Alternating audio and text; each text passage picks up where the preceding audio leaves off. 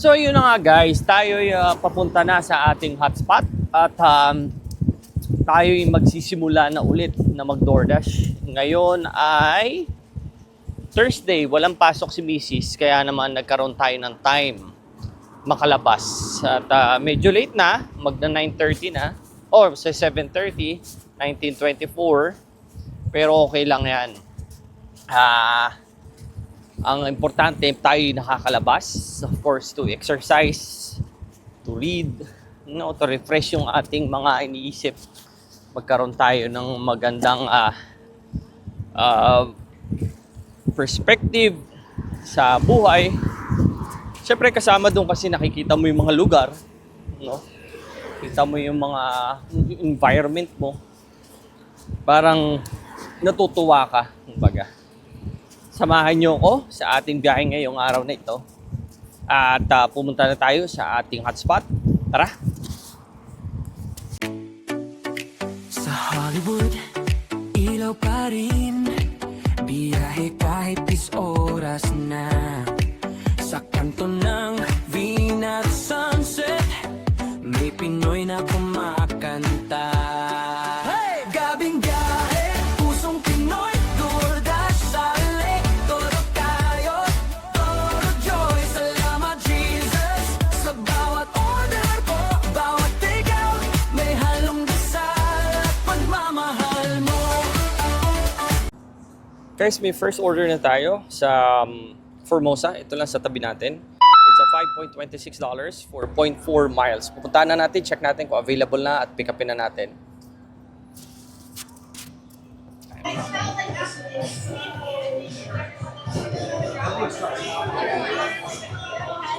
Hi! I have for Natasha. I think this is the one. Perfect, yeah. Appreciate it. Thank you.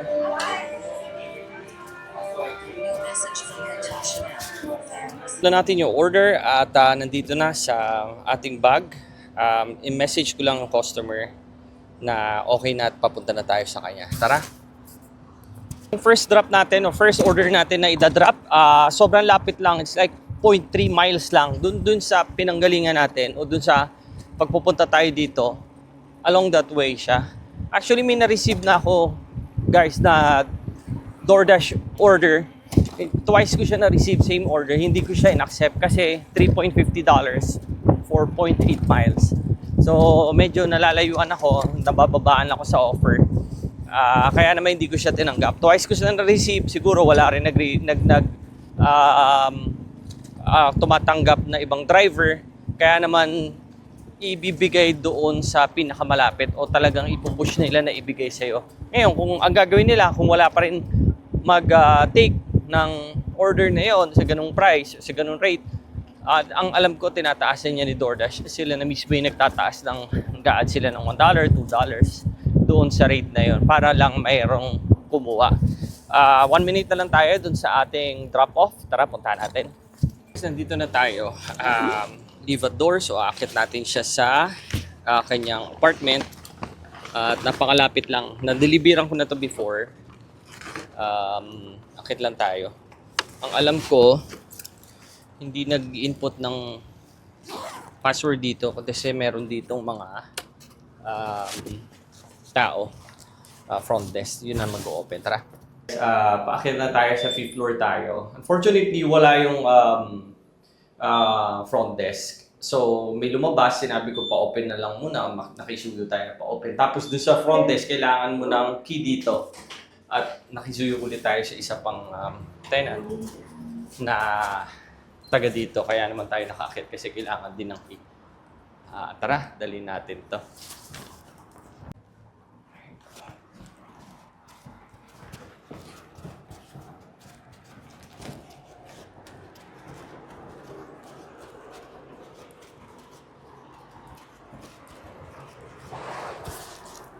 Deliver na natin yung ating unang delivery, yung ating unang order. At of course, maghihintay pa tayo na susunod. In-on na ulit natin si DoorDash. Hindi naka-on si Grubhub ngayon. Si Uber Eats and DoorDash lang. Si Grubhub kasi guys, hindi mo siya parang pwedeng i-on and off. May certain time kasi siya, may blocking siya na tinatawag. Let's say for example, for 1 hour ka naka-block, hindi mo siya pwedeng hindi i-on, o pwede mo naman i-on, i-pause, pero mag-i-inform siya sa'yo. O magre-remind siya bakit siya naka-pause, mayroon bang nangyari, mga ganon-ganon.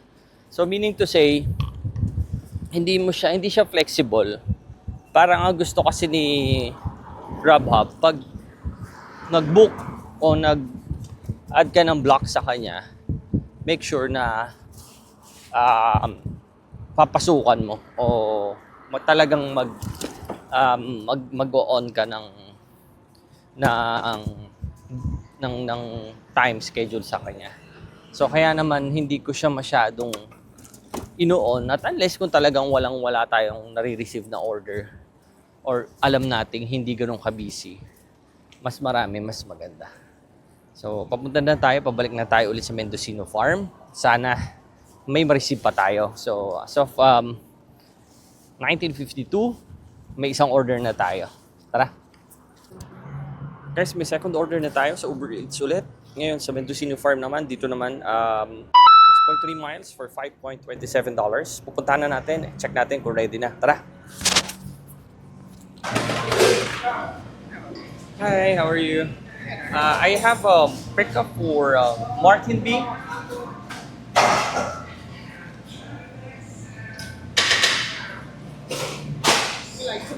No worries. Appreciate it. Hindi pa ready yung order, kaya naman maghihintay muna tayo dito sa loob. Okay lang yan, 2 more minutes lang daw. So, pwede na. Anyway, kung maghintay man tayo matagal, okay lang din yun. Tayin lang natin, tapos deliver na natin. 0.3 miles lang to. Pumunta na tayo dun sa customer. Sabi, 0.2 miles na lang daw. Kailangan ni Uber Eats tayo ay magwo-walk lang kasi pwedeng lakarin sa sobrang lapit. Punta na tayo. 1 minute away from here. Let's go. Ito na tayo. Tara, dali natin yung order. Guys.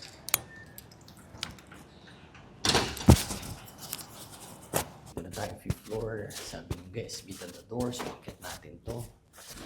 Ang ganda nung lugar nila. Actually, doon sa baba. Yun yung part na mahirap. Alam ko, natatanda ko, mahirap mag-input ng password dito eh. Anyway, nakapasok naman na tayo. Kaya, okay lang, hanapin na lang natin yung apartment, tapos meet natin siya sa door. Tara.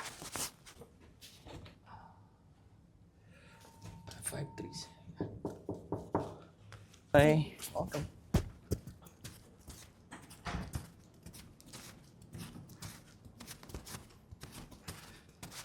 So yun guys, na-deliver na natin at hintay tayo ng susunod na order ulit. Magandang bigay ni Uber Eats. Sana maganda ulit. Third order tayo sa Uber Eats ulit. Sa Fat Burger naman tayo. 0.3 miles for $4.05. Puntahan na natin. Tara. Guys, ito na yung Fat Burger. Check natin kung ready na yung ating order. Tara.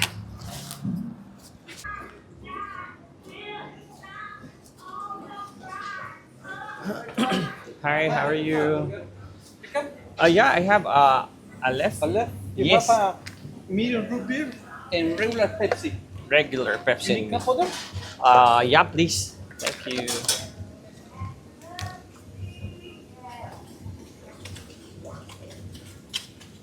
Medium root beer and Pepsi. Pepsi. You need a sticker?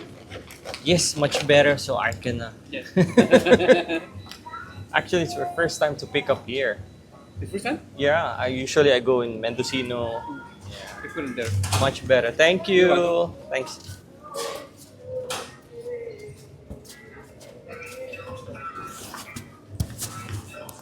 Sa pick up na natin, may dalawang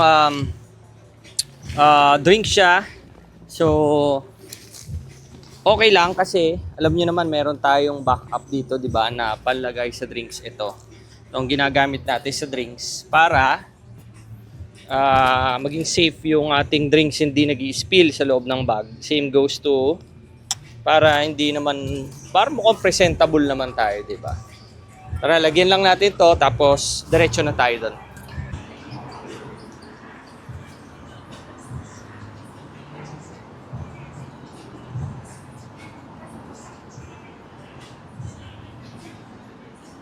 Sabi, 4 miles, 2 minutes away from here.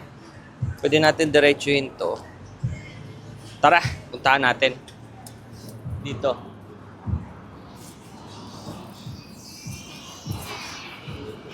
Deliver na natin yung ating third order. At sobrang lapit lang din. Medyo nalito lang ako kasi nakatago yung... Dito tayo tinuturo eh.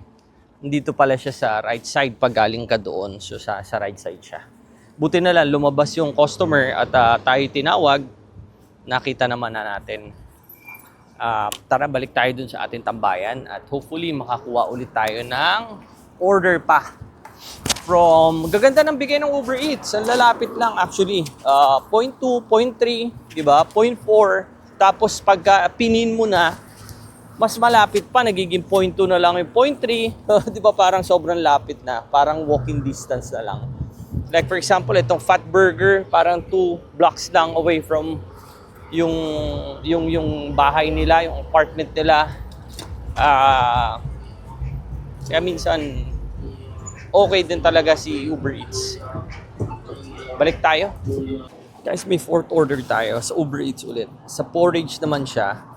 Sa 0.7 miles for $2.61. Sobrang baba nito. Pero, tinanggap ko na kasi maayos naman yung mga nakuha natin kay Uber Eats kanina. So, niisip ko, okay lang na makakuha tayo ng ganito. Para balance din, di ba? Hindi naman lagi maayos talaga ang dapat nakukuha ko. Anyway, iniisip ko na rin na after this kasi tapos na tayo. Last ko na to kaya ano na yun. Kinuha ko na. And tara, papunta na tayo. Let's go. Itong porridge na ito, kung matatandaan nyo, medyo matagal din sila magbigay ng order. Medyo may waiting din dito. Kaya naman, yun din yung isa sa mga naisip ko na okay lang tanggapin na natin to 0.7 miles for $261.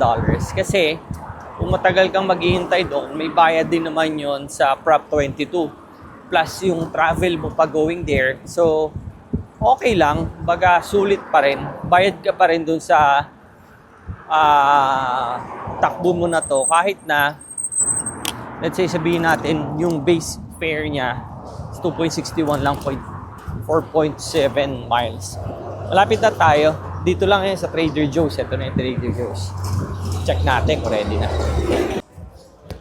Dito na tayo sa porridge. Check natin kung ready na yung order ni customer.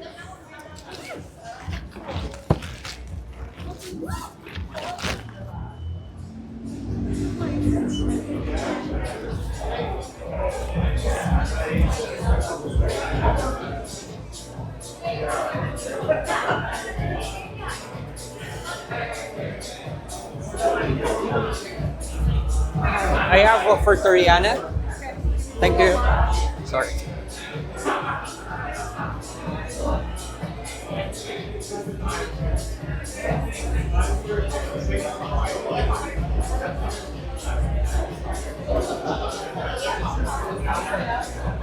This one. Appreciate it.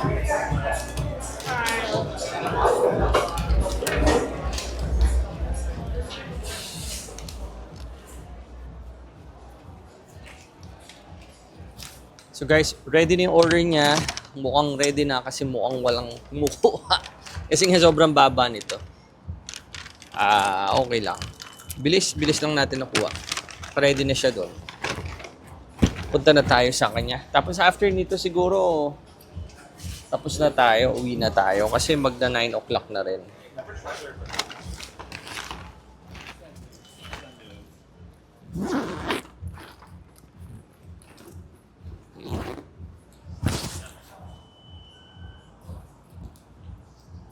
Puntahan na natin.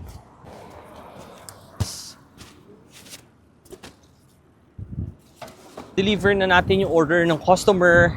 Medyo nahirapan lang tayo sa pagdi-deliver nun kasi sobrang dilim doon sa lugar nila.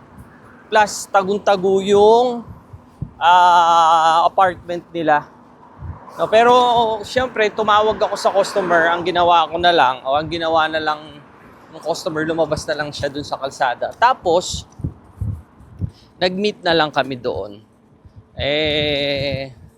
Para mas madali namin makita yung, syempre, madali kong maibigay sa kanya Pero yun lang, medyo nahirapan lang ako. Okay lang kasi, 'di ba, parang bayad naman tayo dun sa paghihintay natin, sa paghahanap natin dun sa apartment niya. Aminado naman si customer din na mahirap din talaga daw hanapin yung apartment nila. Plus, sobrang dilim. Anyway, tapos na tayo. May na-receive pa tayong order pero hindi ko na tinanggap. Tapos na tayo sa ating DoorDash kasi ang oras is 9:20 na po. So, tayo uwi na. Tayo ay magpa-family bonding na naman. Salamat sa pagsama. Muli, sana manood po tayo. Manood po kayo sa ating next video. God bless and always pray. Bye!